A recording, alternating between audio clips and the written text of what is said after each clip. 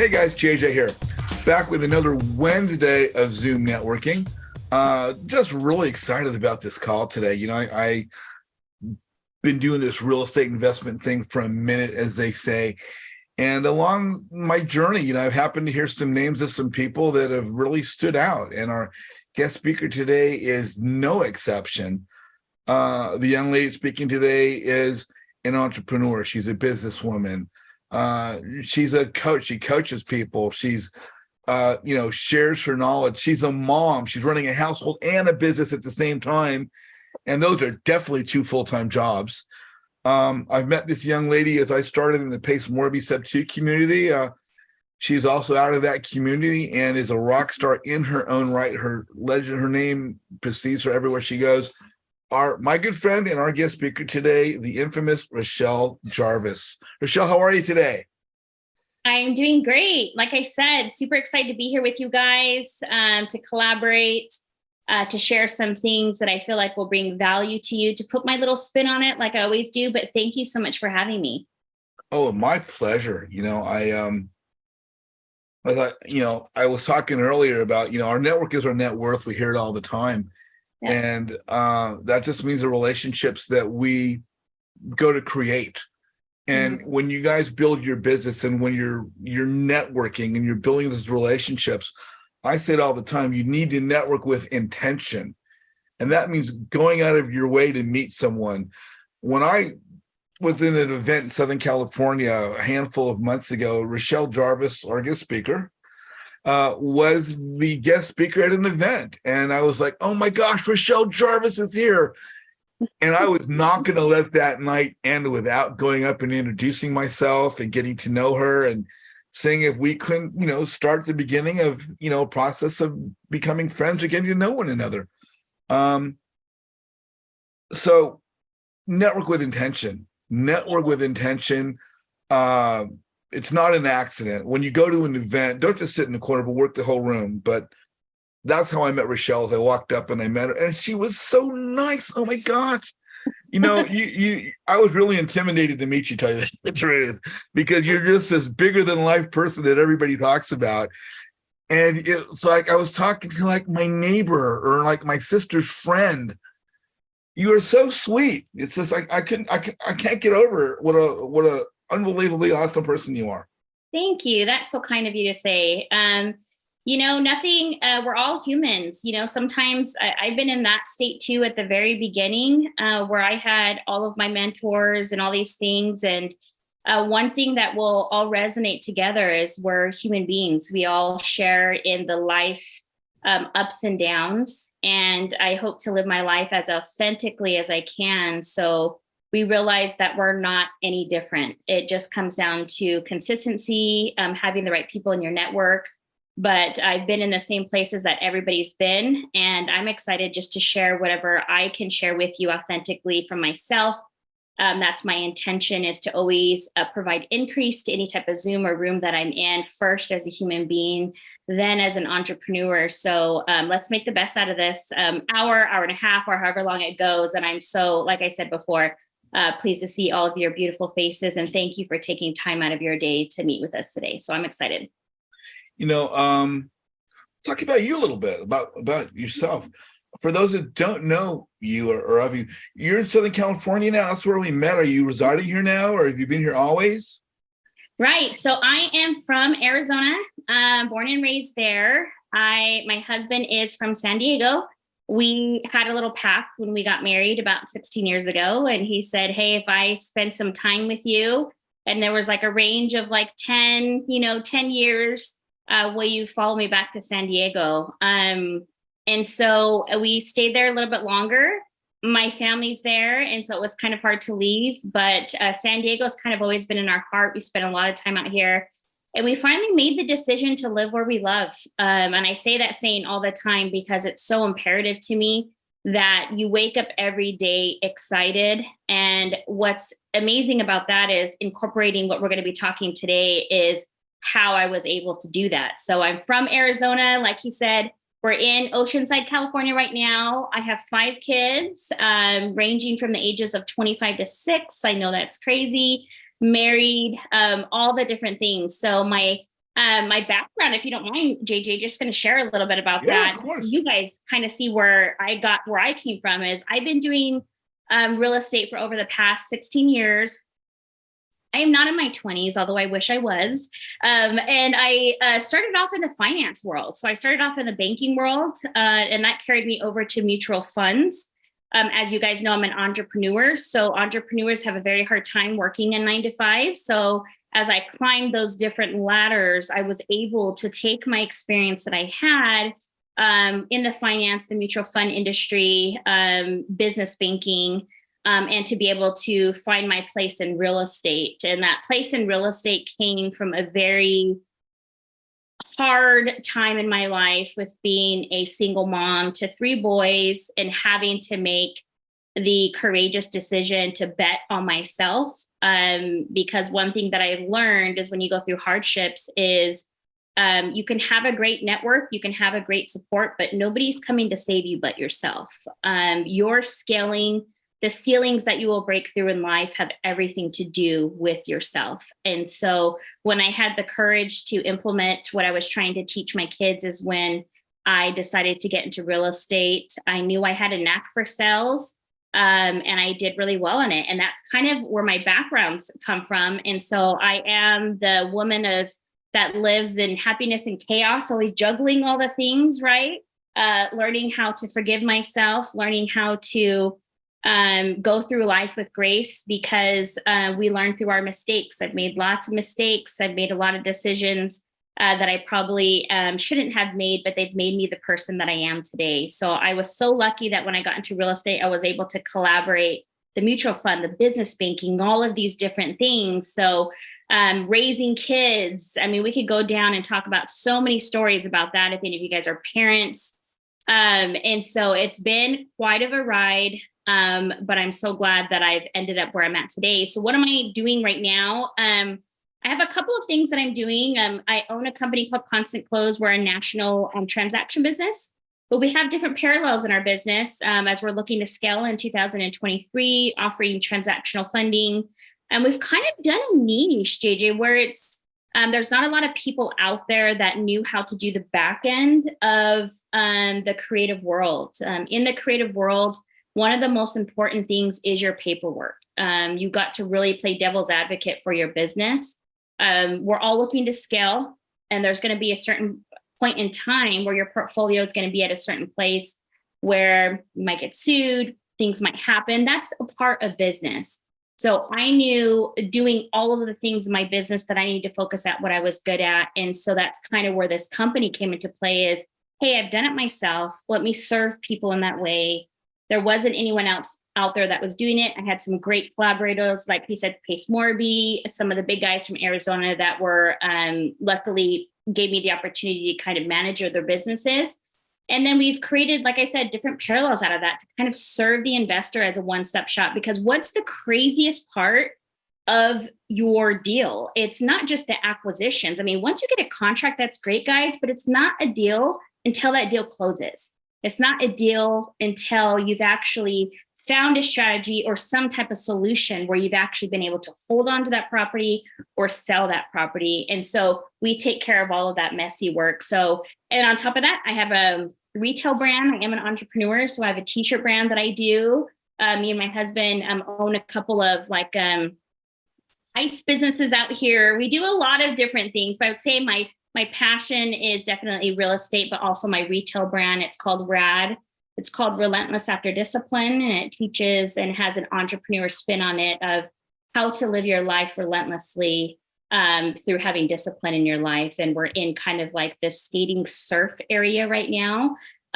But that's really important to me too, because I want to share, if you don't mind, JJ, 4 things with you before we get started that I feel have helped me in my career. I want you guys to think of a hobby, a job, a career, and a vocation. Your hobby is something that you do strictly out of enjoyment. You do it for free. What is that? For me, it's sports. I'm a tomboy. I love playing sports. I would do that every single day, and I get complete joy out of it. My job, I've had tons of jobs. I've been a teller, I've been a waitress. When I was a single mom, I created a business where I would do your laundry for you, and I would pick up your laundry and I would fold it and bring it back. I've had tons of jobs to just be able to know that I was doing this job just to make a paycheck. I was fine with that. Okay. But then I have a career. Now, career for me is real estate. This is something that I love to do. This is something that has been a big part of my life. And then I also have what we call a vocation. Okay, so these are tiers. Vocation is your top tier. What is a vocation? A vocation is your God-given ability. If you don't believe in God, the universe, whatever you believe in, your ability as a human being that was given to you through coming to this world that nobody else can take away from you.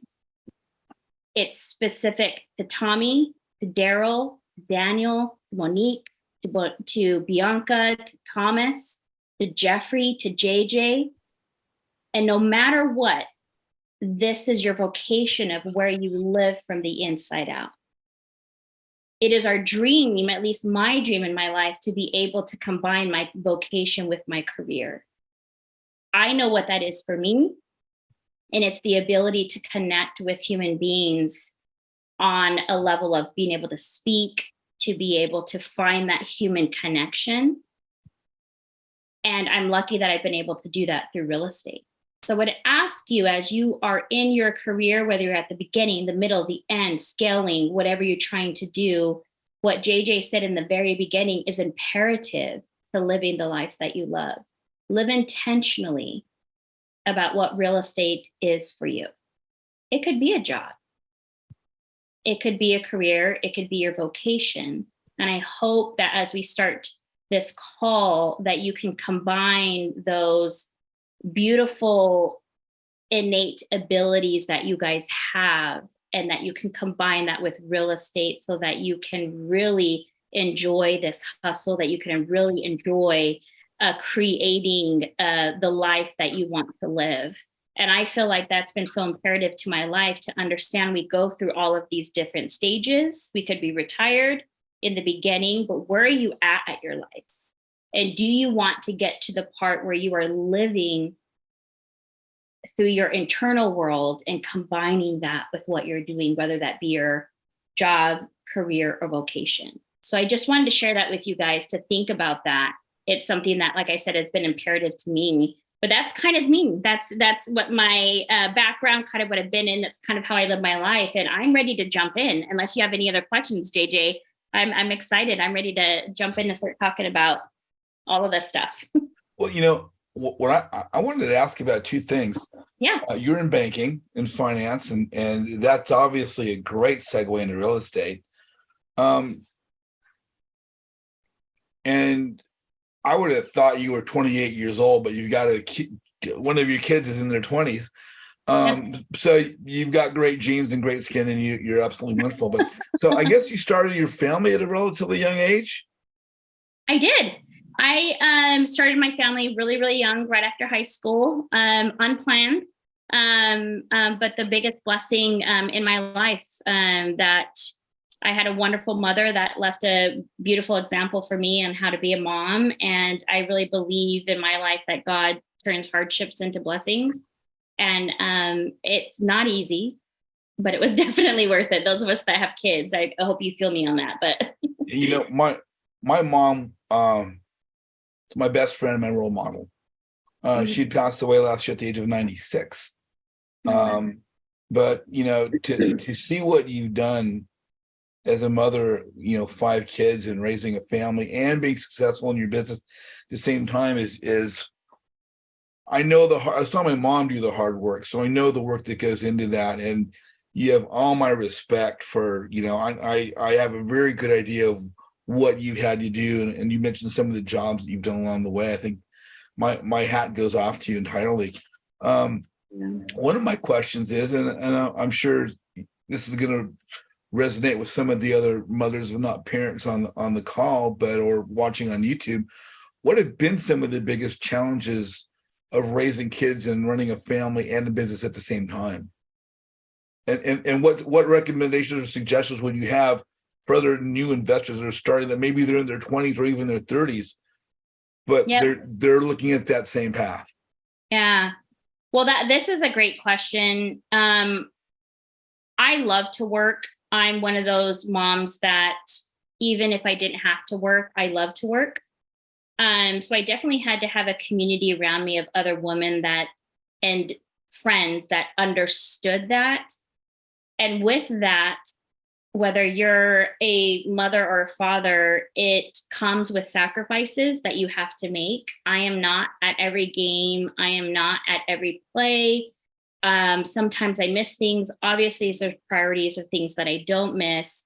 And it really taught me the lesson of giving myself grace. It really taught me the lesson that I was hopefully instilling an idea of a multifaceted woman. You know, I was Rashell before I was a mom. I was Rashell before I was a wife. And I didn't want to lose her. And I did lose her before. It's very common when you become a parent that you put yourself on the back end. But it took time for me to forgive myself and give myself grace. I was talking to my 23-year-old and he goes, Mom, I remember we were all joking around and he was like, we had like a mommy breakfast on Mother's Day and I missed it. I completely forgot about it. I think he was in like third grade. So at that time, you guys know, kindergarten, first, second, and third grade, all they live for is like you coming to their class, all these different things. And it broke my heart that he had to sit there with the teacher because I forgot, but that's a prime example of just, it requires sacrifice. So my recommendation to anybody that has a family is to think of entrepreneurship differently. You don't have to agree with me, but I would hope you would think on it. I want you guys to build your castle, which for me is my husband, my 5 kids, and my career revolves around that. Okay. Although there are sacrifices to be made, and there's a lot of sayings that we hear, right? That everything has to be hard, that we have to struggle so much to have success. If you're doing something that aligns with your life, you guys are going to get sick of me because I'm going to continue to say this over and over. If you're doing something that aligns with your life, that doesn't mean there's not going to be trials and hardships, but there is a way to create a life where your priorities sit in the center and your career revolves around that. Is there a time for hustle? Absolutely. Absolutely, there's a time for hustle. That looks different than everybody. I do not work on the weekends. I do not work on holidays. I will have people that'll message me all weekend and be very upset with me. That is my time. My hustle mentality is very different than a lot of people in the industry because this is what's important to me. Not to say that that's not important to them. Do what you do, no judgment. But I would ask you to kind of look at that because one thing that I've learned in my life is short. We don't know how much time that we have. And the people, when we hear these stories about people dying or something happen, it always comes back to the people that we love.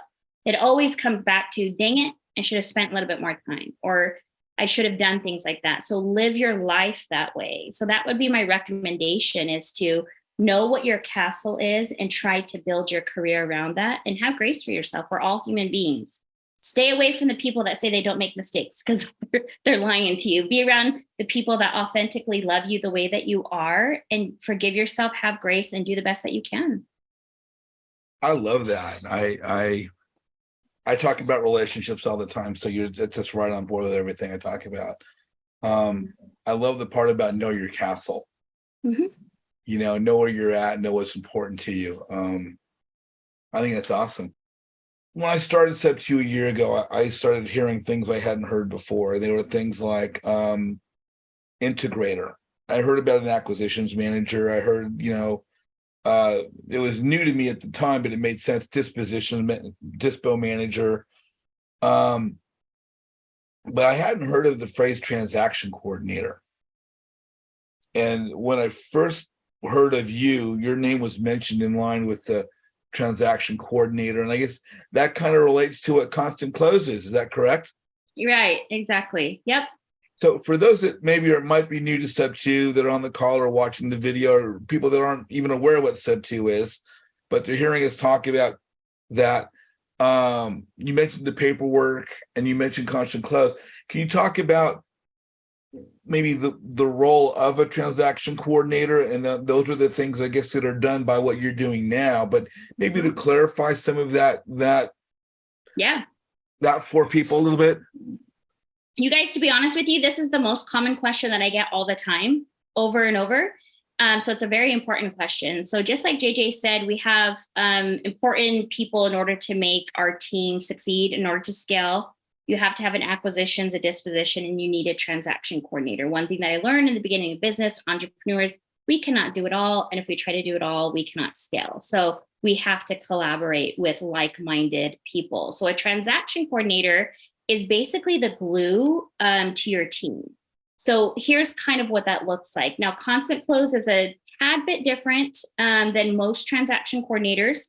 And I think Bianca could attest to this because we actually help you close your deals. So what does that look like in my world? So what that looks like is you have a seller that says, hey, that sounds great. Those terms sound good, but I need to look at the contract. Now, we all know we need to sit in our superpowers. Maybe that's the sell side. Maybe that's the disposition side. Maybe you're a transaction coordinator. You're able to offload that, have a call with someone on my team and say, listen, they've agreed to these terms, but I don't know the contract. I really don't know the objections I'm going to have from the seller, which we know incorporate due on sale clause, notes and deed of trust, deed in lieu of foreclosure, liens, judgments, all of the things. How am I going to be able to get past that contract? So what we do is we drop all of your terms. We make recommendations based upon the nuances of your deal. And we actually get on the phone with the seller. What we do is we go over the terms and we go over all of the common objections and go through the contract, regardless of what contract you're using. We are able to customer service the seller and build your rapport with the seller, build your credibility in the business by being able to work with the sellers, the end buyers, the private money lenders, because this is our niche. We know how all of those elements come into the transaction. We execute that contract. We manage the full escrow as what a TC does, which means earnest money, any addendums, preliminary title report, and then you have your disposition. Let's say you're wrapping it, you're assigning it. We will drop that paperwork for you and we will manage that full process. Now, what's the value that you get in that? I'm not just talking about Constant Close, about having someone on your team like this. One, you can focus on your superpower, whatever that is. And two, you have someone that knows all of the nuances of the deal. Adding that credibility is being able to pull all of those pieces together, the private money lender, the seller, the end buyer, the closing attorney, with credibility that people are going to want to do business with you. Your transaction coordinator is generally the face of your business. They touch every aspect along the transaction and keeping that together, keeping the team together, understanding what's going on, giving you updates. It's really kind of like the office manager role of your team. Now, it might look different per, some team members. Like if you have a wholesale team, you're not quite in creative. Some people can hire a VA and things of that sort, but that is the capacity that your TC could get to, which is an imperative part of your role. Focus on what you're good at, find the right people, put them in the seats. But that's what a transaction coordinator does. I think that's phenomenal. The way you've broken that down and how you present that, because I always talk about you are the face of your business. And when we're now implementing a transaction coordinator, maybe we've done the work up front to get the deal. We've talked to the person, we've locked it in. And that's when it's important to hand that over to a transaction coordinator or an entity like Constant Close, who can take care of those details for us, which might not be our bailiwick. It might not be our specialty. Right. And so to hand that over, because, then you guys, you fellow investors, you guys that are watching the call right now on YouTube or live or whatever it happens to be, is, as Rashell said, that person, or if you're engaging a company like Constant Close, that entity is representing you. And they are then become your face. And as you couldn't have said it any more perfectly, is that entity, that individual represents the investor. Exactly. Yeah. Just crucial. Absolutely crucial. Brandon Soto, how are you, my friend? You are on with Rashell Jarvis. What's your question? Real quick, thank you guys for allowing me to ask the question. Appreciate your guys' time. So, Rashell, I was wondering, do you guys also do out of state, or is it just California? We're in all 50 states. Okay. All right. Perfect. Okay. Cool deal. Yeah, I actually have a call with Kim. I need to call her back because I wanted to set up something for Arizona. So it was just perfect timing right now with getting on board with you. So thank you for that. I love it. Awesome. Now, with the creation of Constant Close, what brought that about? Was it you were just growing or bringing people on, or how did you go from learning to be I guess you had to learn to be a transaction coordinator. How did you go from there to creating Constant Close? What was that process like? What led to that? So I was I do have my real estate license. So I was a realtor, and I was a listing agent for Keller Williams at that time, which was, an awesome experience. I worked for a guy that would have us do calls through the Mojo dialer to investors on Fridays. So it'd be cash calls, like, hey, this is Rashell with Keller Williams. We're just calling you and see if you'd be interested in a cash offer. We're looking to close on these properties 7 to 10 business days. We pay your closing costs. If that's of interest to you, give us a call back. Sound familiar, right? They call us back. What are you going to offer me? Once we got someone on the phone, we would send them over to our cash buyers. And I started to think, I want to do that because I don't have to worry about inspections. It's as is, all of the different things.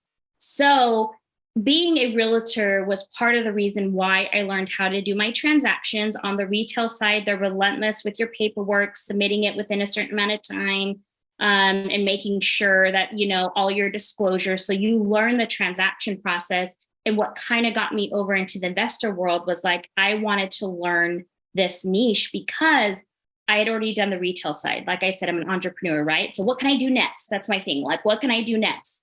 I went to my boss. I asked him to teach me. He told me no.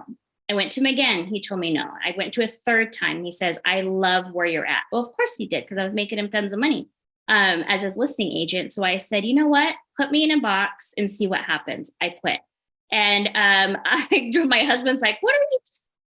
And I said, I need someone that I can provide some value to that will teach me some of the investment stuff. So what had happened was, within the next couple of weeks, I had met at that time Pace Morby's partners, where they were partners, was Greg Ellsworth and Scott Ellsworth. And this was before Sub 2, and they needed a transaction coordinator. So how do you get into a business like that? You have to provide some value. I was not a transaction coordinator, but I knew how to do it. I can do this. They hired me, and Greg Ellsworth and Scott taught me how to self-perform, to do everything that an escrow agent. And then as Pace was growing Sub 2, it was so amazing to be in his environment, in Jerry's environment, in Jamil's environment, all of the guys, and to be able to just learn everything. So I just got right in there, and I just offered myself and said, I will do your deal. I'll do this for you. There's no better place being in the transaction than learning the nuances of the deal. So I got so deep in it to where I knew all of the different things from all of the different creative strategies. So that's how I got in there, is by someone telling me no, someone not want me to take the jump. I took the jump, and I provided people value that could kind of increase my knowledge and things that I didn't understand, like novations and notes and wraps and things of that sort. So yeah, that's how I got started. How long ago was that? Was that just a couple of years ago? Because I know that Sub 2's been around just for a couple of years, right? Yeah, so that was about 5 years ago that I started in some of the other creative strategies. I've done some of the other strategies before, but it was more of the ones that weren't quite popular, like the novations and wrapping on the note side. It was more of the disposition side that I needed to get to know. But yeah, it was probably about 4 or 5 years ago. I can't believe it's been that long. Wow. Yeah, it's been that long. Was there anyone in particular that you'd work with that really helped you? Was it a couple different people? How did that come about? Eileen Brown, that's out of American Title Agency in Arizona, is my mentor. Her and Gayla taught me almost all of the nuances, all of the details that I needed to know. I bugged her.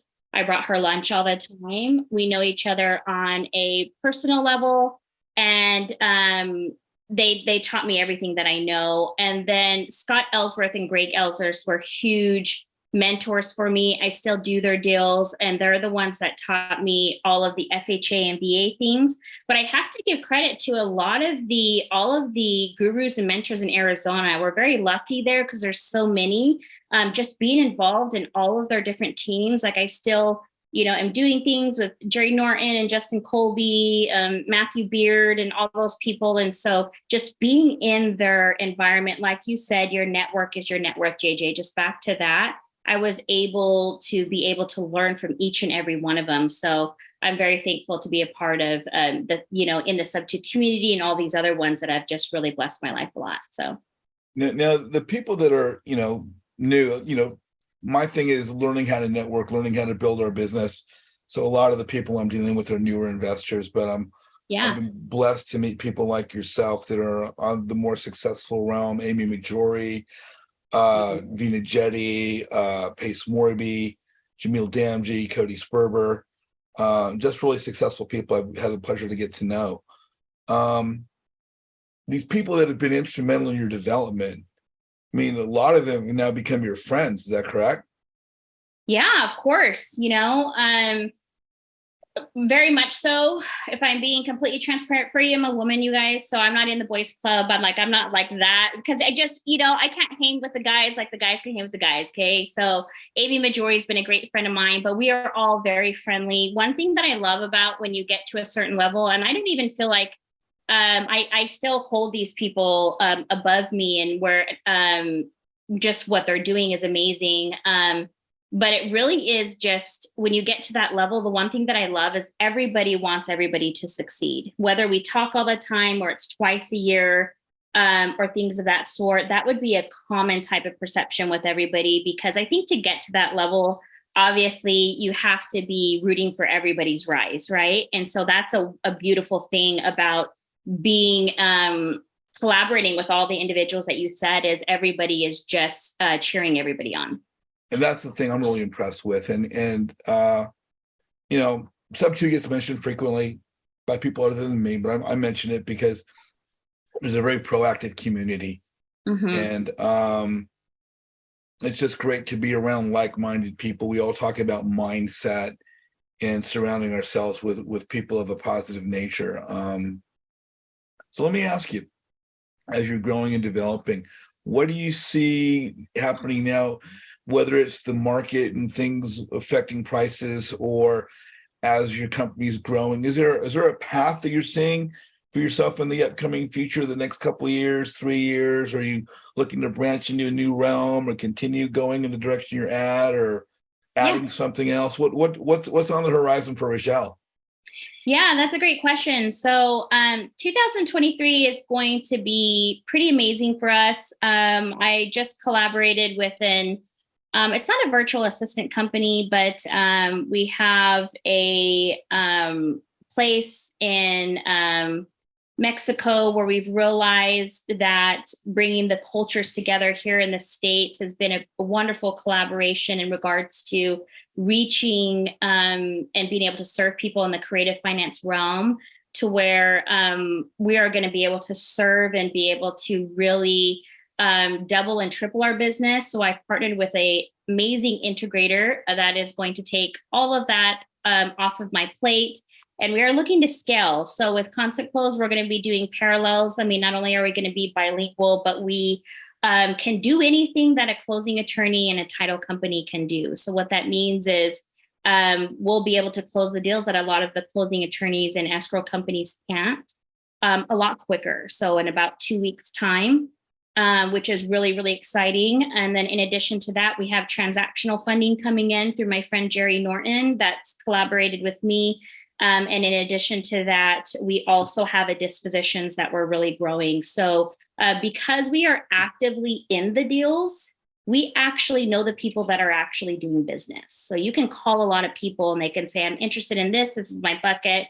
But we actually vet the full transaction. So our buyers list, I have to say, is pretty amazing because we're doing a transaction with them or we've done one with them already. So we can actually say, yes, they buy, this is what they buy, and they've actually bought from us. So creating those parallels, just because it wasn't something that I initially was trying to do, but when we were in the transaction, everybody would just ask me, Rashell, can you sell my deal? And I thought, I'm getting asked that. Maybe that's a way of me needing to correct that. Rashell, do you know where I can get money from? Oh, transactional funding. So it's paying attention to that. And to, part of what you said of where the market is going, we all know that we're heading into a market that I'm super excited about. I was around in 2008. This is a time where we can all take advantage of where the market is going. And one thing that I see that I love with my national footprint that I have is creative is very, very popular right now. All of my coaching clients that are in wholesale that are doing, $500,000 to $1 million a month, they are all learning creative strategies. So this is going to provide so many opportunities for myself and you guys where we're not leveraged by cash, credit, or credentials, right? We're leveraged by the ability to provide solutions and apply these creative strategies. So I'm super excited about what Constant Close has coming up in 2023, but I'm excited where this market is going. And I hope all of us are, in regards to the opportunity that it provides. Yeah, I know. I'm very excited about the upcoming market, and I'm doing things right now to prepare myself for Love it. Opportunity. And we should probably be talking later on after this for that very reason. Yeah. So with Constant Close, I mean, it's not just you and a couple of your kids over 18. You probably got a full staff on there, right? Yeah, we got a full staff. This last year has been a great year to kind of restructure things for me. Where do I get my VAs from? How do I pay my employees? All the different things. So as we've downsized a little bit and decided which way we're going to go, we've increased that probably 3 times with my recent collaboration with my new integrators, which is super exciting, but we don't have to say no to business anymore. There was a time where we would have to say no because the TCs could only handle so many files. And that was a really hard time for me, you guys, because people were naturally a tad bit upset. But one person, my friend Templeton Walker, said, isn't that a great problem to have?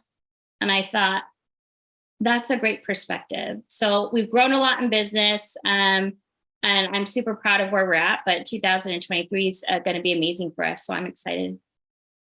Yeah, I'm very excited about 2023. So if I picked that up properly or correctly from your last couple of comments there, so you're also coaching, is that correct? Yes. Yep. Tell us about that and how that came about and where you're going with that. Yeah. So just with, some of the speaking events and things of that sort, I think I don't call myself a guru, but I think all of us people that we could say we're experts in the industry, all have our different ways of coaching. And I think there were some people that really resonated with me because I knew the nuances of the deal of not just, I could teach you how, because I'm a salesperson. I can teach you how to close a deal. Get me on a phone, that's where I'm really good at. But because I learned the other things, they saw that value of saying, okay, not only can she teach us these strategies, but know all of the nuances. Because if any of you guys have done creative deals, you guys know what I'm talking about, right? Liens, memorandums, probate, someone's died, VA, FHA, all of the things that you need to know. So I was approached by a couple of people that I met at my speaking events, did collaboration. A lot of them were very successful wholesale teams that were smart, paying attention to the industry, knew that they needed to learn these creative strategies. And I actually was talking to a girlfriend, and this is funny, guys, because it's like setting the intention. She was like, Rashell, you need to be coaching. And I'm like, maybe I'll do that. And this was probably like at the beginning of the year.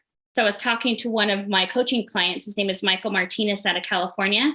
And I pitched it to him, and he goes, yep, paid the invoice. And that was that. So it's like imperfectly walking and doing things like that. But it's something that I felt confident enough because I know what I'm talking about, right?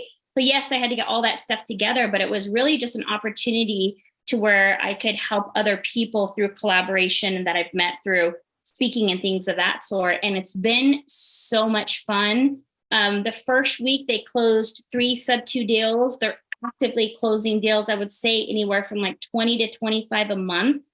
And to be able to take a team that's so solid, and be able to teach them something like that and have them deploy in the market, that's the most gratifying thing that I see, as being able to teach them something so they can create that wealth in their life. And so it's been a ride. I'm enjoying it. It's been so much fun. Wow. Hearing you speak, because obviously we're been on the call for a bit now, and hearing more about what you're doing and how you're doing it, I don't know about anybody else. You've got my interest. Oh. You really do. Some of the things you spoke about are kind of like up my wheelhouse. I'm personally looking forward to reaching out to you and speaking a little bit more of not engaging you as a coach. Love that. I've got into many different programs, and I've seen many different people doing many different things, and I definitely see the value in what you've got going on, and meeting you in person and seeing you on stage at a couple different events. I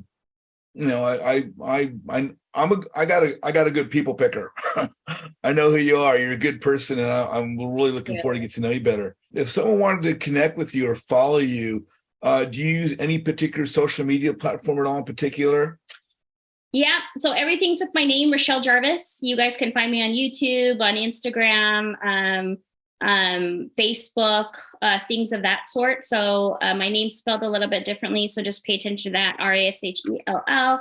And then I have a free Facebook group that we have right now. So that way you guys can get a hold of our team. We have a website called constantclose.com, and that's a way to get into the schedule, you guys. Unfortunately, I get inundated with emails and calls and things of that sort. But if you go to the website, you get right on our schedule, and there's a free consult call. People say, do I have to pay to talk to you? Yes, there's services like that. But you guys, you can get on the phone with my team.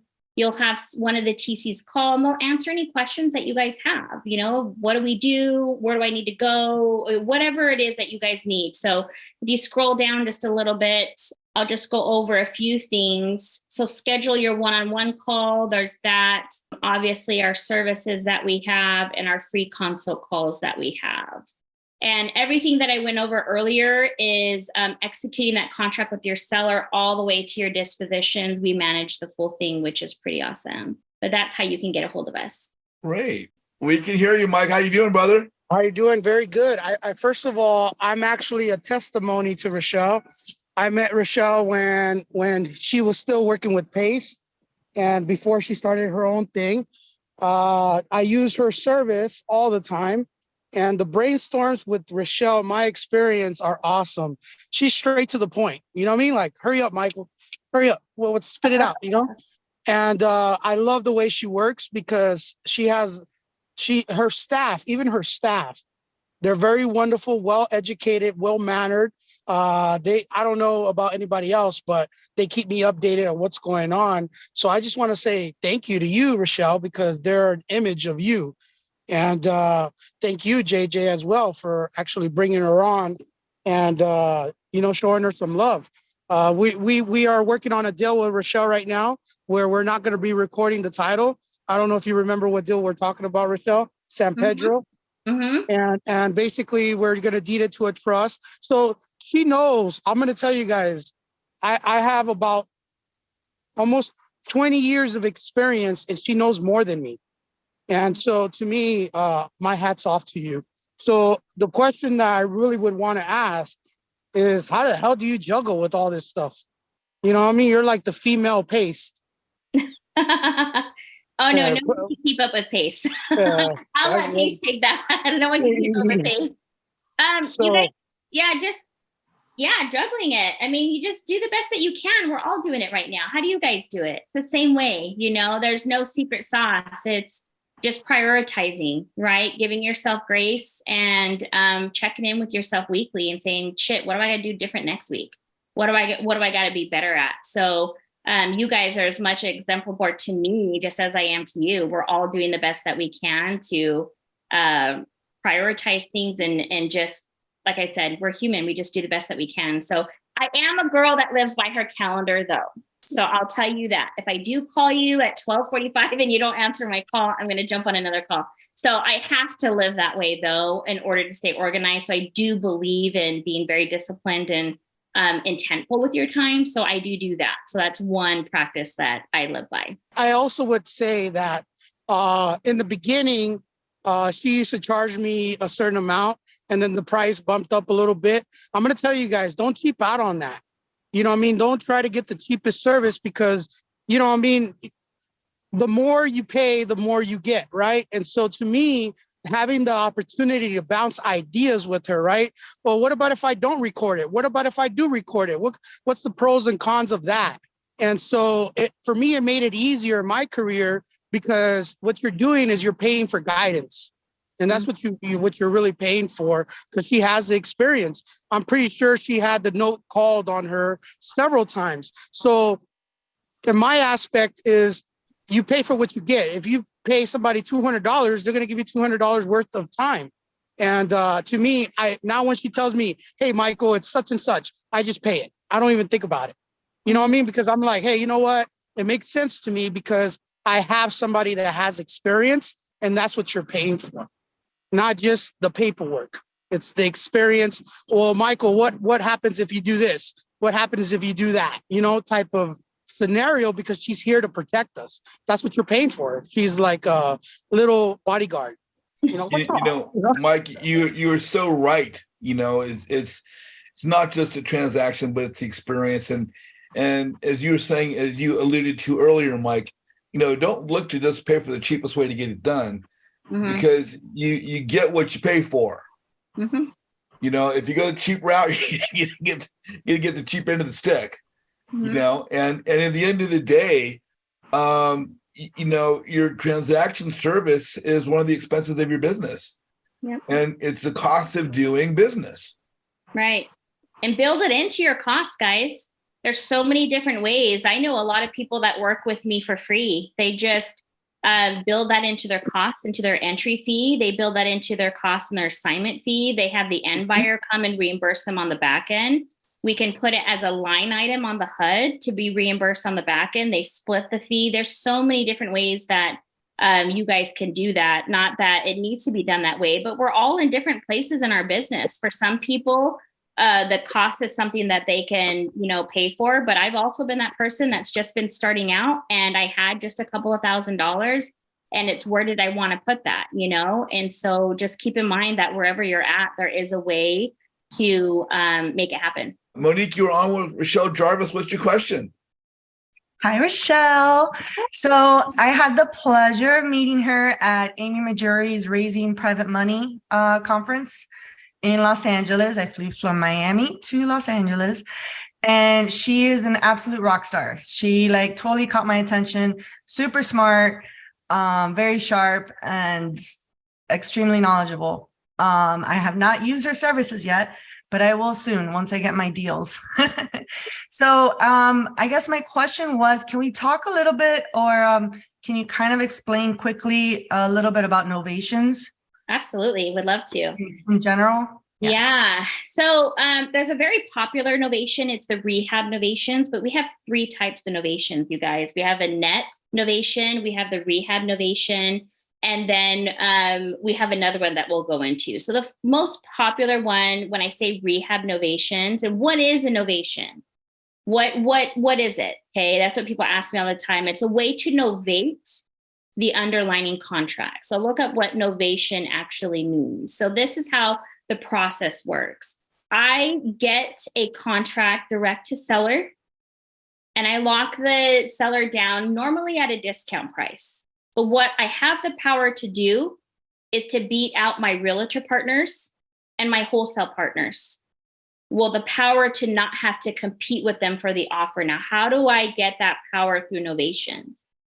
Generally, with most novations, we are going to disposition it. Disposition means sell it, wrap it.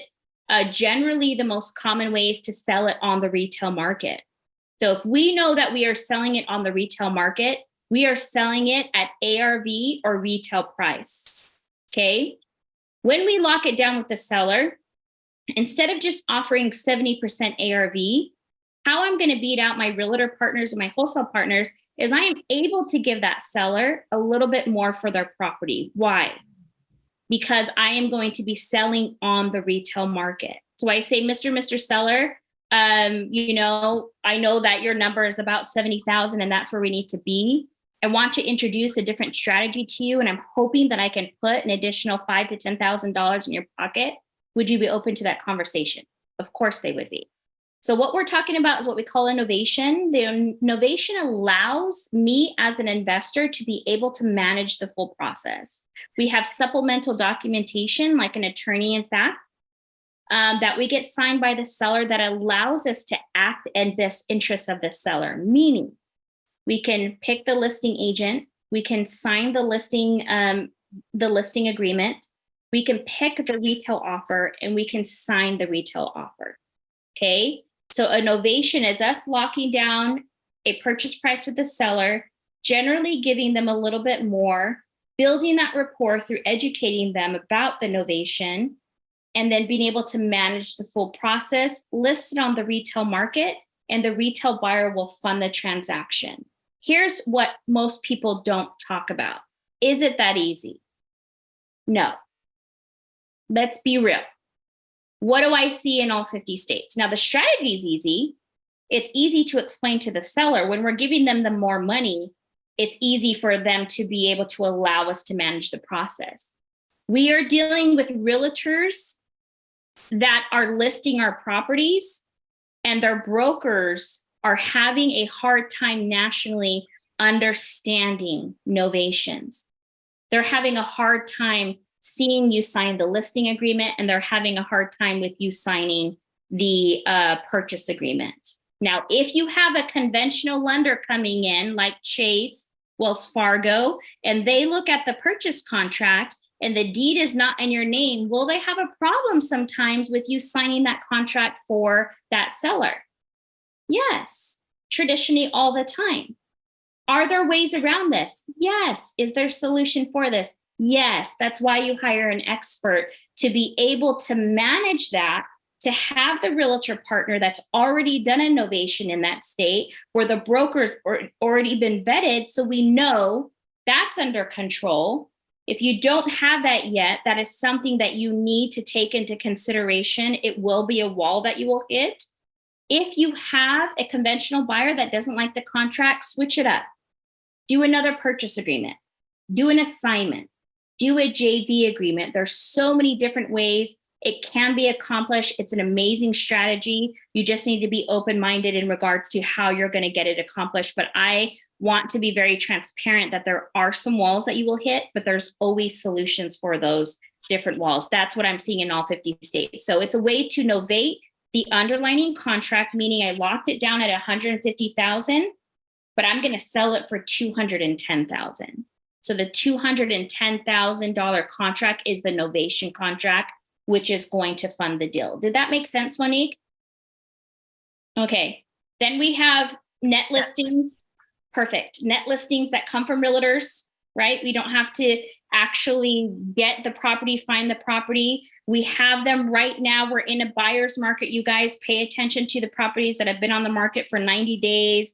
The sellers can't sell them. There are people in COVID forbearance that are trying to sell their property on a retail market, but these buyers don't want to buy a property that's behind in arrears, $50,000, $60,000. They want to wait and inch down that price, right? They're more savvy these days. This is your opportunity to come in as an investor with your creative strategies to be able to help them do a loan modification to tack that on the back end, to be able to reinstate their loan and take their loan over subject to. These realtors are ready to help because they want their commission. So a net listing is how you could also do a novation, possibly turn it into a creative strategy. And that's when you're using a realtor to be able to find those properties. The last strategy is a strategy that I see my high-level wholesale teams doing. They're finding properties that don't even have a rehab budget in it. I keep talking about Mike Martinez. He's just such an amazing CEO. They're buying properties at a discount and just selling them on the retail market and making like a $50,000, $60,000 spread, no rehab. So that happens all the time. So those 3 different ways that you can do novations, but it's basically the reason why they call it innovation. Is there any clarity or anything else that I can give? I know that was a lot in like 2 minutes. I think that was awesome. There is a lot of content, and obviously that's why people might want to follow up with you, maybe get some coaching or something of that nature. And that's also why we record it, so we can go back and listen to it again and again. Mike Dougherty, you are on with Rashell Jarvis. What's your question? Yeah. So anyways, I had like 3 questions and I'll get them out before I forget. Okay. When do I hire my first employee, as far as expanding? I want to know what your systems are. Can I steal them, buy them, whatever? And the other one was, other than you're awesome, I never heard of you before, but I think you're awesome, and I want to follow you. So I think your first step in setting up a successful business is knowing, where do you stand? What are you good at? You can't manage a team or get off on the right foot unless you know, are you a visionary? Are you an integrator? Are you visionary integrator? Figure out what that is. Everybody knows Rocket Fuel. It's a great book that you can read to help you hone in on what you are. That way you know what you're looking for. You need to hire your opposite. You need to hire people that are better at doing things than you are. Like I said, the entrepreneur lifestyle is very much, we like to do things on our own, but you need to make sure you know where you're at and who you need to hire that can bring value into your business. Generally, my first hire is my acquisition person. That would be my first hire. My second hire would definitely be my TC. And then my third hire would be my disposition person. So the transaction coordinator. The transaction coordinator is a person that handles, kind of like your office manager, all your paperwork, keeps the team together, is the glue to the team. But those are the most important, roles in regards to making sure that you have a successful transaction, is your acquisition, TC, and your disposition. And maybe you're in one of those roles, but then you make sure you find some great people to bring value into your business. Did you have a question? Yeah, I did, about that, because you're talking about acquisitions and everything like that. I'm just learning about VAs, and like in the Philippines, and it's like super awesome and everything. Mm-hmm. And how well that works. Is cheap. Is that all legit? And is it something you just find the thing I suck at the most and just tell them what I suck at and hire somebody to do it? Here's my honest opinion is one hard lesson that I've learned with owning a business these next 2 years is, if you're going to hire entrepreneurs, make sure that you have a great training system, because I'm an entrepreneur. If you teach me something, I'm going to R&D it. Okay. And I'm going to go and maximize it. And that is okay. We want to be able to teach people, to pour into people, and for them to be able to leave and scale. But if you do not have your systems and training processes aligned, it will kick your ass every single time an employee leaves, because you will go back into your business. Okay. So you need a Kajabi, or you need a Trello, or you need all of the systems like Podio, things of that sort that can keep your business running while you're away. And whether the employees leave, they get fired, whatever it is, it doesn't matter. You put someone in their place and they're able to find a training system, get up to beat, to know where the file is, and then continue to run that business. That is one of the most important things. Hire slow, fire fast. Very, very important that you keep the right people. Culture is very important. So I would say finding those very important roles, but your training and processes are everything. What are my processes? I mean, my team communicates on Slack. We work off of Podio. We have a Trello training system. What's coming to Constant Close is we're going to actually have portals, kind of like Aqualia, so where you can log in, you can see where your deal's at. You can access it, your portal, your client, all your properties. And then being able to have, a team that can be able to navigate how the customer experience is going, what you need to do. And so all of those different things are important. So what's on top of my search bar is my systems, my email, my calendar, and Abraham Hicks. I love her. She's an old woman that I listen to on YouTube. And I listen to her every single day. And then I have things of that sort. So I'm always doing some type of self-development, but my systems and my processes, my email and everything to keep me organized is always on. When I open my computer, that's what I see. Yeah, if you guys are looking for any shortcuts, there really are no shortcuts in the business. The wheel's been invented, okay? Everybody's been doing it. But I do know if you have the funds or you partner with somebody, getting a website, PPC, all those things are very costly. But when you have the funds to be able to do PPC and a website, that's a way that you can generate leads quicker. But a lot of us are not in that place sometimes, and collaboration is everything.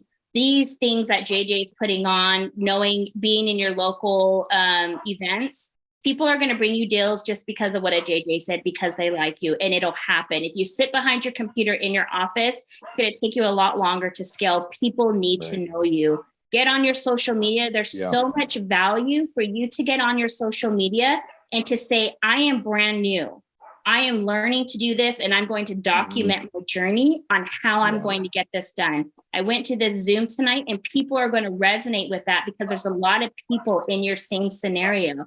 So be brave enough to show your authentic journey, get to know people, collaborate. It'll help you scale so much faster. That would be semi of a shortcut, is get to know people. Daniel Oskolski, you had a question for Rashell?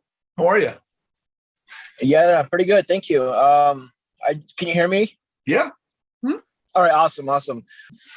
Really, my question is this. If we have a deal, say like structured like innovation agreement or something else, we can explain to the client, but we goddamn don't know how to do it ourselves. Sorry about the profanity, but so is this something that you just basically could take on and do the whole entire process? Basically, it's like, here's the situation, here's what we have, and you do your company does the transaction, handles all the the nuances. Is that what you guys do?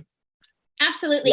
That's what sets us apart from any other type of transaction business. I actually call my TCs consultants, because that's exactly what we do. You say, we've agreed to some terms, write it up on a contract, and do the seller call. And you can listen in on that seller call. So we'll actually go over all the nuances, objections. We'll actually set you up and say, hey, listen, these are the objections we're probably going to get. Are you okay if we offer these things? Are you okay with this? So we get on the phone call first, get on the same page with your transaction, then we do a seller call.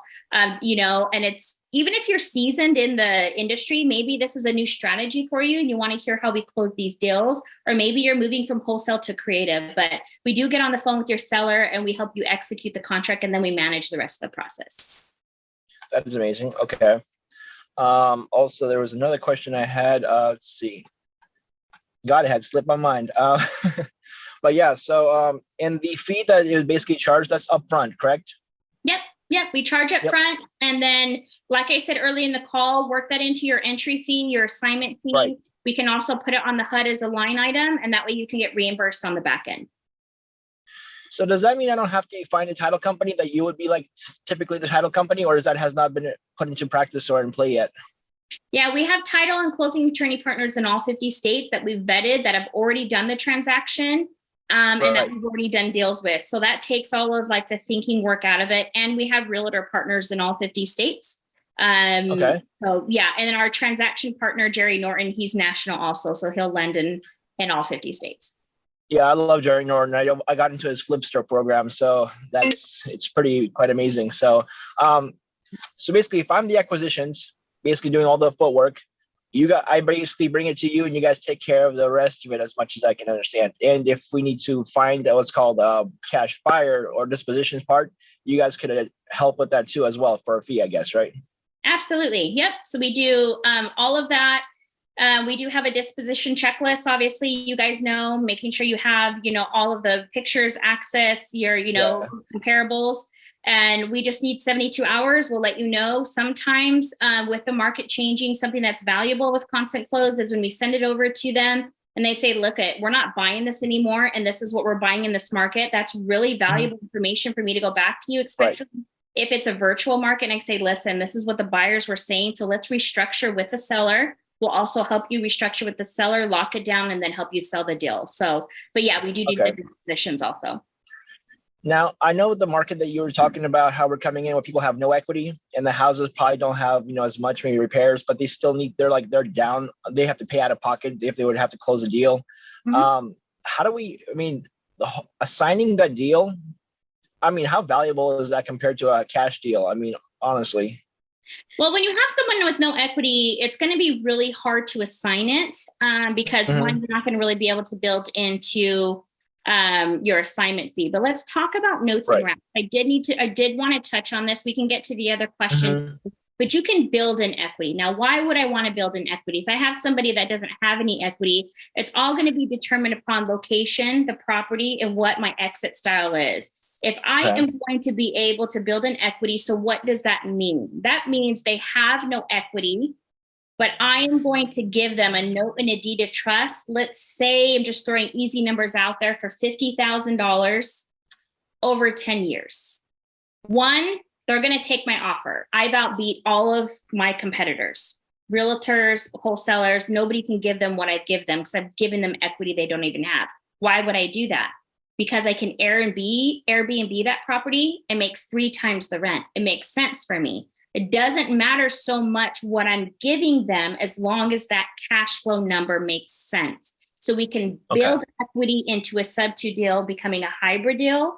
We can wrap a sub-2 deal, all these different things. So you could definitely do that pertaining upon the value, location of the property and your exit style for that. So there's a lot of things that we could do. And that's something with a lot of the investors are like, oh my gosh, I didn't think it was a deal. Well, let's make it a deal. And that's how we do it. All right. So does that mean like if I find a deal like that, but I'm not really sure if it's a good deal, I can bring it to your team and they would be able to help, see if there's something that can actually be found in there, if something that can be pulled off, some meat off the whatever carcass I think is left over, right? Yeah. So basically you guys could help. Yeah. Yeah. So we have something called a structure your deal call. It's like $150 with me for 20 minutes. And this is that we don't want you paying the full price if you're really not sure. So if you're really not sure and you just want to get on the phone with me for like 20 minutes, let's go over all of your strategies. And that's where we will have like a brainstorming session. Let's do this. Right. Send me everything that you have. Okay, this is your exit plan. Now we know it's a deal. Let's go through the service. So we are able to offer that too. So that might be a good option in this scenario because that way you can make sure that you know it's a deal before you move forward with the service. That is extremely cheap. That is extremely cheap. You have no idea. That's literally the whole, even the $1,000, even just to pay that for the transaction, that is extremely cheap. My goodness, thank you so much, Rashell. You're the best. Literally. Oh, thank you. So kind. Thanks for your questions. I love this guy. Mr. Rodney Adams, how are you, my friend? Doing well. How about yourself? I'm great, brother. And we're ready for another football game when you want to go to SoFi Stadium. Yes. I think I'll be in LA this weekend, so I'm going to definitely give you a shout. So first of all, thanks again, JJ, for putting these on. Every single time I'm on these is extreme value. And today definitely is as well. Rashell, you're like super smart. This great advice. You know your stuff back and forth. You explain it very well. So I'm loving it. And then we're actually going to bring some of our deals your way as well so we can get it spread away. Awesome. I love it. For sure. Here's my questions. Actually, I had 2 of them and I ended up adding one more. These are very short answers, so short questions. I think you answered this one earlier. The online updates. So right now, how do we get our notifications about where our process is with that particular file? The second one is handling EMD. You guys do that. The third one is dispo, but I can, the first one again is online updates. What do you, how's that one right there? Excuse me. So when you sign up, you get designated with your own transaction coordinator, and she sets the whole process with you. Part of the process that she sets with you is all updates come out every Tuesday. Why? Because Mondays is when we're calling all of the title and the closing attorneys to make sure that we have the most recent update. So every Tuesday you receive an update on your transaction. Every transaction has a TC and its own VA. So what does that mean? A high level type of communication. If there's an emergency and we need to get on the phone, we get on the phone. You have access to your TC via phone number, via email, very high level type of conversations. If we can do things through email, that's great. But if we need to get on the phone, you have the availability to set up calls with them, to talk with them, to coordinate with them. You have daily access to them every single day, but there is a process put in place of when those updates are coming. What I said earlier is in 2023, with my new collaboration, we are going to have your own portal that's coming. So if Brandon had, 6 properties with us, he'd log into his own portal with his own username, his own password, and it would have all of his properties there, all of the updates, all of the documentation. So we're moving that way since we're growing. But as of right now, that's kind of how we handle the communication. Perfect. And then what about the MD? So you guys collect that from the end buyer, or how does that work? Yeah, we know EMD is a really important part of the process, right? We need to lock that end buyer in. So what we do is, obviously in the beginning, generally our clients are the buyers, not all the time. We'll navigate that process just like you would, gathering all the information. You just send the wire.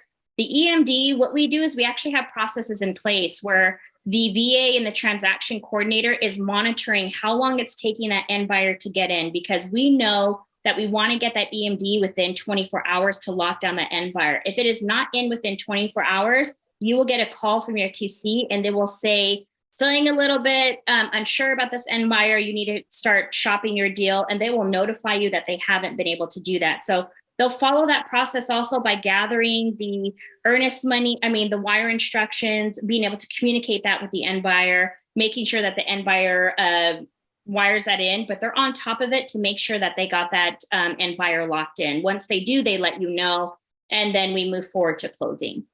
Okay, so they'll wire the EMD to you guys, or the closing time? Oh no, they would wire the EMD to the escrow company or the closing attorney, depending upon the state.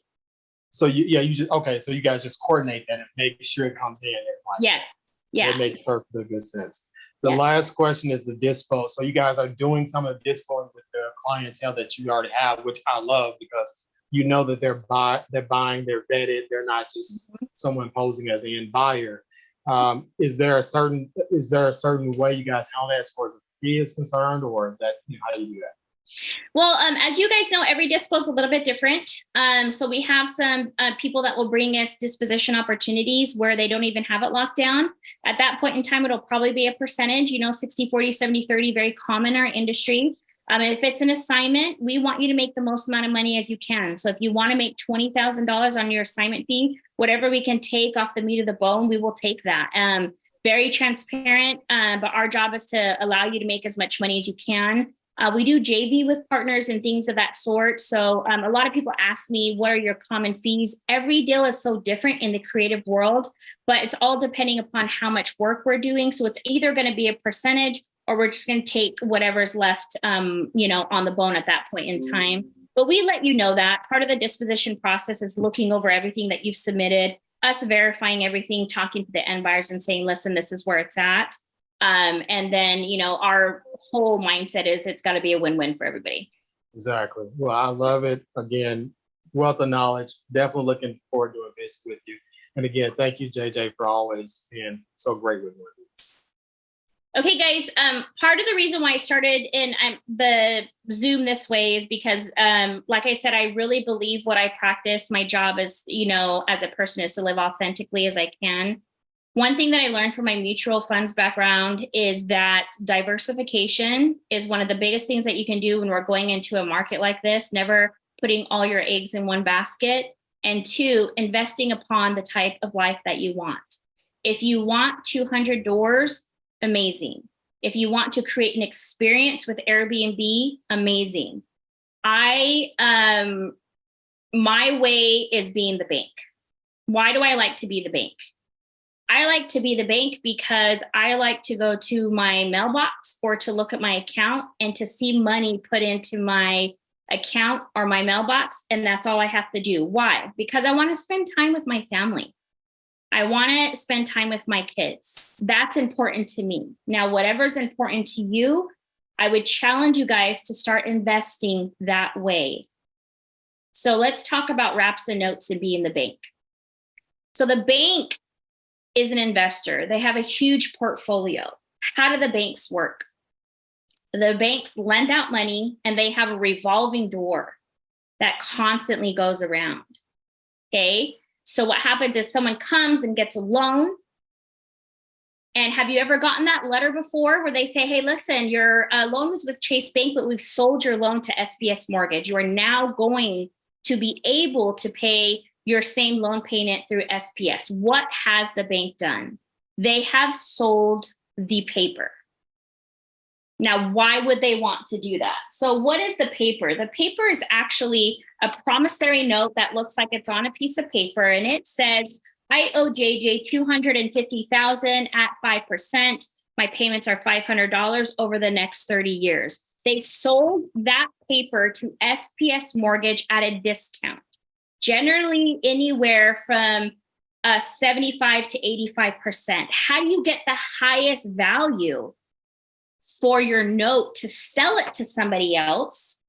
It's all through paper stacking, okay? And this is something that I've gotten really good at. So I want you guys to see the power of this, of understanding you can gain capital and also cash flow in the same deal. How?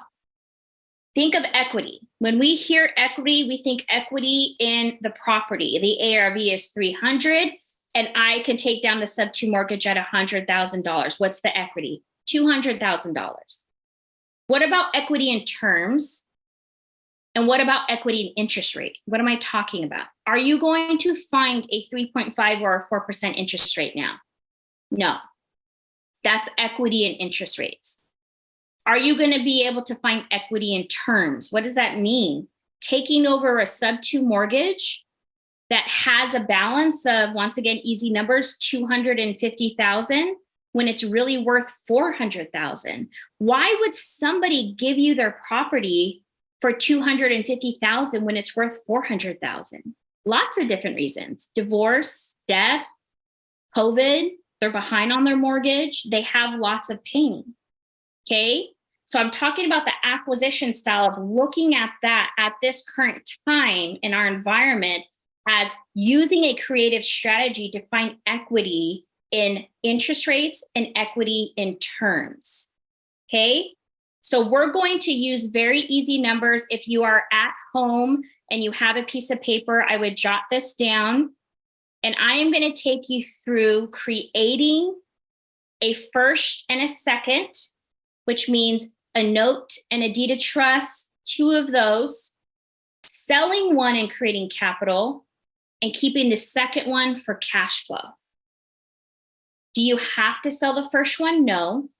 But what if you're new to the business and instead of just doing wholesale deals, you want to be able to sell to a note buyer like myself, gain some capital in your business, deploy that into the market by buying more properties, getting more liquid, being able to take advantage of the market, and then having another second note and deed of trust that is paying you money every single month? Why not do both?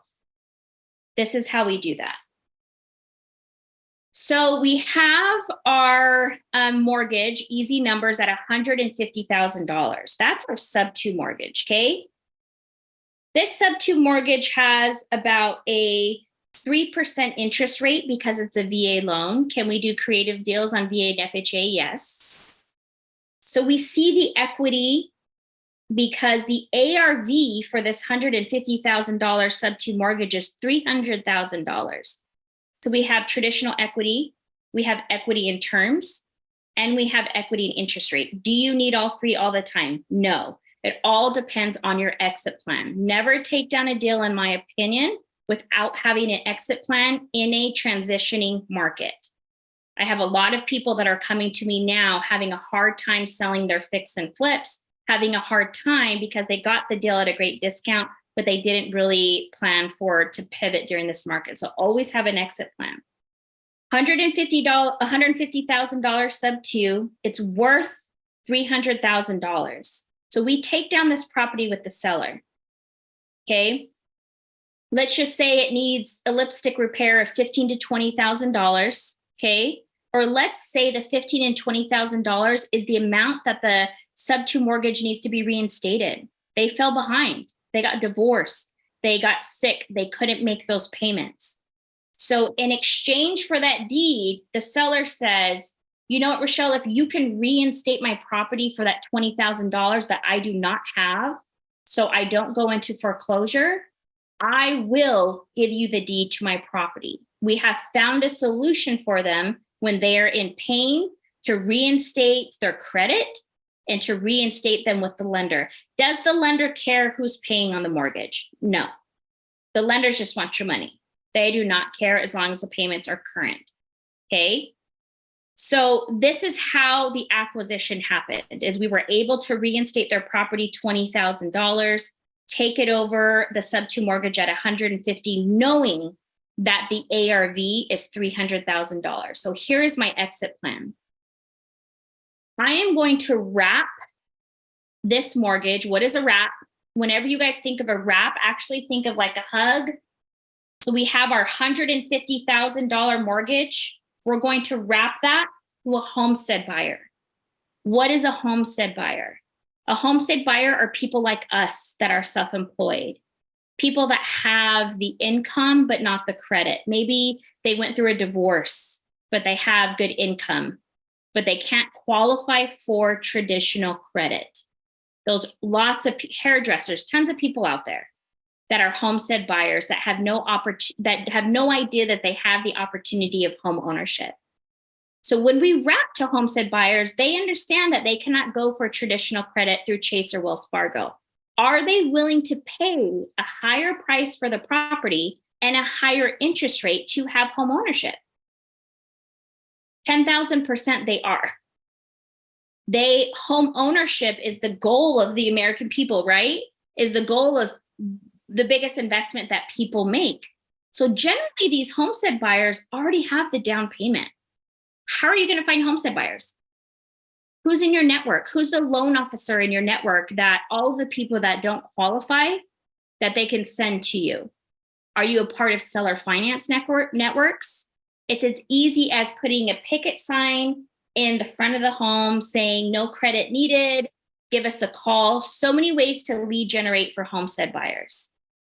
Back to my point, they will pay a higher purchase price and a higher interest rate. How do we find that interest rate? Do we just normally say it's 6%, so we're going to do 6%? No, we're going to wrap it higher. We follow something called the affordability of the economy. Affordability is amazing for note buyers because if the interest rates are 6, 7, 8, 9, 10, 11, which they will be, we can wrap at 9, 10, 11, 12, and 13, which is crazy. We follow the affordability of the economy. Now, if we're playing devil's advocate for our business and we're saying, oh my gosh, we can charge a 10%, I'm going to pay attention to my Frank Dodd safe compliance. I'm going to be in line with all of those, and I'm going to vet my homestead buyer. You have to vet your homestead buyer in order to sell your note. So having an RMLO, which is a registered mortgage loan officer, that I can say, JJ is my homestead buyer. Please vet him for me that he can qualify for this mortgage that I am creating at a higher purchase price and a higher interest rate. The RMLO is going to come in. He's going to vet JJ and he's going to say he's approved. His credit isn't too great. It's about a 620, but he has the income. Great. I have that piece of paper. That's part of my paper stacking. Part of my other paper stacking is making sure that all my disclosures for sub 2 are done. Okay. So now we know my ARV is $300,000. So what can I create out of this? We know that JJ can afford this. So what I'm going to do is I'm going to say, okay, I'm taking over a mortgage at 150. My ARV is 300,000. I am going to wrap this at $250,000. Okay. So I'm going to sell it to JJ for $250,000. Could I have gone higher? Yes, you could have gone higher. But I like to be below the ARV because nothing makes note buyers happier than knowing that their paper is secured by an ARV that's higher than the paper, right? They know we're going into a pivoting market. So they say, I own $250,000 against an asset that's $300,000. Already your note buyer's excited about this opportunity, okay? So $250,000. This is the best structure of knowing how to create two notes out of that $250,000. Now, this is all disposition. So the $250,000, the first note is going to be at 72%. So 72% of $250,000 is $180,000. Okay. That $180,000, the interest rate for that is going to be 9.95%, which is higher than where we're at. What's our payment on that? That's about $1,572.98. Okay. Excuse me. So what's our second note? Our second note is the balance. So what do we have left over from, we take 180 from 250,000, simple math, we have $70,000 left over. That becomes our second note. Our second note is going to also be at 9%, which makes our payment $563.24. That means we have a first payment of about $1,600 and a second payment of about $600 that equal the $250,000 note. We wrap them at two different interest rates. Okay. Now the first note needs to include insurance, taxes, and the servicing costs, which means the person that makes those automatic payments every month. That's going to total about, let's just say $250. Why is that in the first note? Because I am planning on selling the first note. So if the taxes adjust, if the insurance adjusts, does it adjust on my second note that I'm keeping? No. Who gets that cost? The note buyer. Plus the servicing, he also handles those costs. He's paying for me getting my $600 check every month and for him owning that first note. Okay. So our first note, after we add the taxes and insurance, come out to about $1,822.98. Is that a feasible payment at this point in time in this industry? Absolutely. Okay. So we're using simple numbers, for properties around $250,000. So my first note, what I've done is I vetted JJ through an RMLO. I hired Rashell to paper stack. So all of my disclosures are there, all of the transparency there, all of the post-close documents are there for sub-twos, managing the communication, the due on sale clause, the insurance, all of the worries that everybody has for sub-two. And I am going to sell this note to a note buyer. If you have paper stacked the right way and vetted your homestead buyer the right way, you can get up to 85 and 90% of that note value. So let's say that we sell this for 85%, right? You guys are going to be working with me, 85%. So we have a note value of $180,000 and we're going to sell it to me for 85%. So I'm going to pay you $153,000 for your $180,000. And people are like, why would I do that? I'm selling it at a discount. Because you are going to get that all cash to deploy back into the market. This is about doing this over and over and over again. Okay. They are willing to pay you all cash because they didn't have to acquire the deal. They didn't have to vet the deal.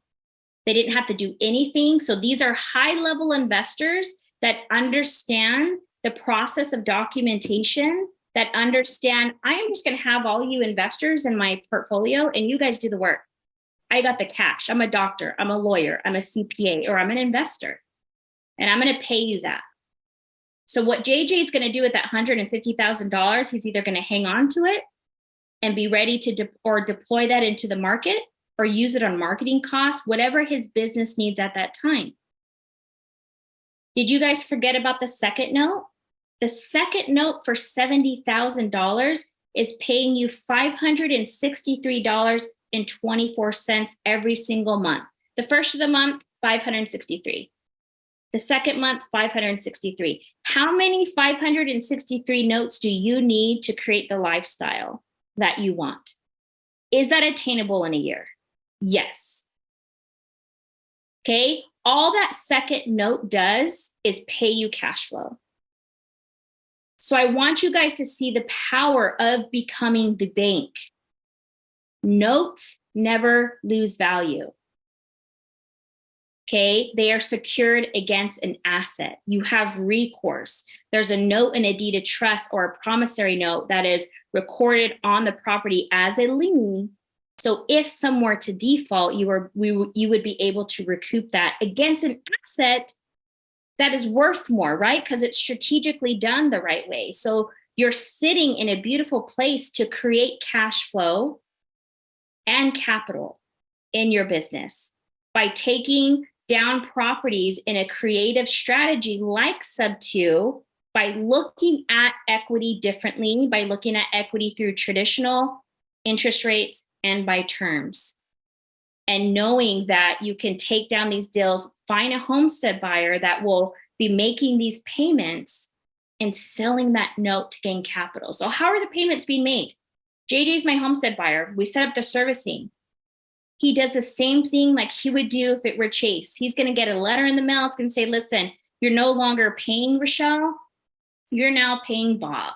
It's the same amount. Just we've already adjusted all of that, and where you're paying, you're just paying Bob the same amount. Nothing changes for him. He still owns the home. He's just changed who he's paying to. But my $563 remains the same. This is what we call impound accounts. So it'll be broken up into two payments. The $1,600 will go to whoever holds that note, and that $563 will come to me for 30 years. Okay. Do notes normally liquidate between 10 and 50 years? Absolutely. Could he go and refinance it, do things like that? That's great. Because what have I written into the note? Let's say this first note buyer that bought your note at $153,000, he's probably going to liquidate within 10 years. You know what I've written into that note? A first right of refusal. So what have I done for myself? The person that bought this note says, I know I bought this note from Rashell, but I'm going to liquidate it and sell it at a discount again. But in the note and deed of trust, it says the first right of refusal. So what happens? The note comes back to me. And the note buyer says, hey, Rashell, it's been like 5 years. I've decided to sell the note. You have a first right of refusal. Would you like to buy this note before I send it out into the open market? I've created the revolving door over and over and over again, to where I now, because I've acquired so many of these, I'm getting calls from investors that will say, hey, do you want to take this note back? I can look at the property and I can buy these notes back. Okay. It is a very high level type of investing, but can anybody that takes advantage of creative finance do these things? Yes. Now, we could get into all the nuances about not using your own money. The $20,000 that were reinstated could come from a private money lender. You could pay off that private money lender through selling your first note. There's a lot of different ways that you can do this without, reaching into your pockets and doing that. But I just wanted to at least, a lot of times the eyes get a little glazed when I'm teaching this, but I want you to see the power of having this exit plan as a strategy as you're going into this market, and knowing you can gain capital and cash flow at the same time, as long as you have the ability to paper stack the right way. These are professionals, they're note buyers. So it can't be a traditional wholesale contract that you sold because there's no credibility in that. Okay. Because you will be selling to people that are, retired. Could you position people this way? Could you position people that are doctors, lawyers, and CPAs and say, listen, I have a great strategy for you. No work that needs to be done. I will acquire, I will vet, I will do the whole transaction, and I will bring you deals? Can you tap into someone's 401k and say, listen, obviously you're not getting anything from that. I have this strategy. Let me teach you about it. Why don't we get into your 401k and you can acquire some of these notes?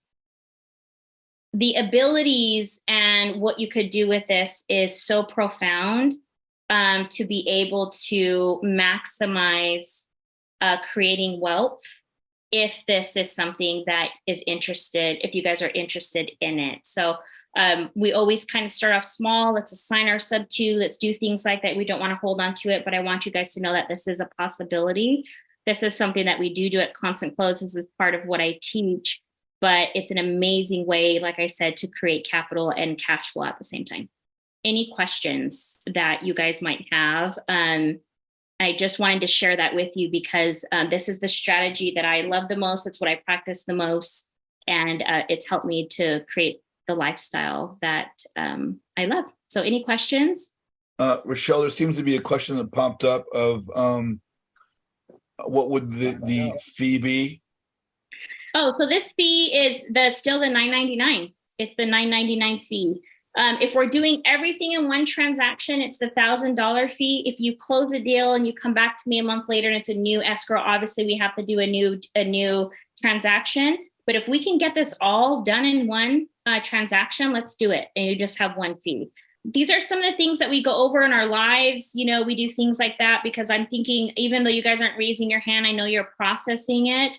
And then you'll see the nuances that will pop up and you'll say, dang it, I should have asked her that. So please reach out if you guys have any other questions. I'm sure JJ's heard about this and also could be a wonderful resource to you with his knowledge and his community. But yeah, it's an amazing strategy. Rashell, I think we've got the questions asked, but we can wrap up in just a minute. But before we do, my group's a networking group. Mm-hmm. And I always talk about the importance of networking. And if not this group in particular, I think there's many groups out, and I want to join your group. And if I'm not in it, please invite me. But there are many groups out there, and the groups, frequently are content based on this topic or that topic. But, our little group is about networking and building relationships. But right. Whether it's the new investor or the seasoned investor, how important is networking? And what is the impact or the importance of maybe joining a group similar to the one that we have put together here? It's really everything. It really is back to how we are built as humans, you guys, whether we know it or not. We do business with people that we like.